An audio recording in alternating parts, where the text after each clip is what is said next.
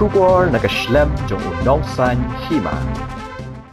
Menteri rang ba'du Thymmai gari Syria Muhammad al-Bashir ulakular banyada ya Khot kirit pat gari Syria hadian balapan kalamno ya sarkar Bashar al-Assad presiden ke Syria menhagasngi ublay. Uni menteri rang ba'du Thymmai ke Syria ula Khot ru ikinong shong gari Syria ki balakala Phetwir bakin wan Phai no shalaga jong gari. Bashir ubala syathung hagasngi ba'ar kum ukli anong yalam bashipor jong ke sarkar Thymmai haduk ke shitarik ulaber ulay alam ya kari kebaya kendu ekijing ki bakraw lajan khat sausnam kathma kampo iyang. Kathma kampo iyang hasiria kalau penong kejing pen kendria haduk shiteng na kinong shong hakba 100 million ngut kilawat jakari syabari Bashir ula kentu ki banuan Phaino da kabaong ke Syria menta kalalong kari ke Laitluid ke balayo ya kejing sarong bat kaburam jongka tawan Phai biang ulaong ke katling sun ke bahe jong ke Damascus kan saplino asyan.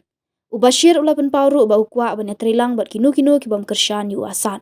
Uni unong yalam ula ongru ba sarkar Thymmai katmu ban pentikna ya kijat ben riurit pat bakin amat ke jing sha le ben kum hakapol ba sensyar Assad dak bakular bakin nong sha le ben ya ke jing sensyar jing Assad kin sayo ya ke jing bishar ke bahok. Unong yalam ke HTS Abu Muhammad al-Jalani uba penen kam menta ya ke kerteng ba shisha jong Ahmed al-Shara ula ongin omap ya kitu ki badan kti hak ba penshitam ben yikitu ki bela syakam. Kani ke jing thong nong yalam Thymmai ketika ri ke jing kala nak mta ka Syria hadia na ki pausnam bakala hap hapo ke jing sensyar ka long yang Assad. Ka kenhun senrop bala yalam daki muslim ka hayat Daril al-Sham kala penlim no ki shipai jong Assad hak bala penkut no ke jing sensyar jong ka long yang Assad hadian san pausnam ka jing sensyar.